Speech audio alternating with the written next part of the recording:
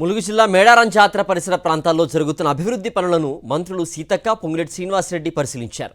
జంపన్న వాగును సందర్శించి అభివృద్ధి పనులపై అధికారులకు పలు సూచనలు చేశారు. ఆ తర్వాత ఇందిరా మహిళా శక్తి ఆధ్వర్యంలో ఏర్పాటు చేసిన బ్యాంబో చికెన్ స్టాల్ను ప్రారంభించారు. జనవరి చివరి వారంలో మేడారం సమ్మక్క సారలమ్మ జాతర జరగనున్న నేపథ్యంలో ఇప్పటి నుంచే భక్తులు అధిక సంఖ్యలో తరలివచ్చి ముందస్తు మొక్కులు చెల్లిస్తున్నారు.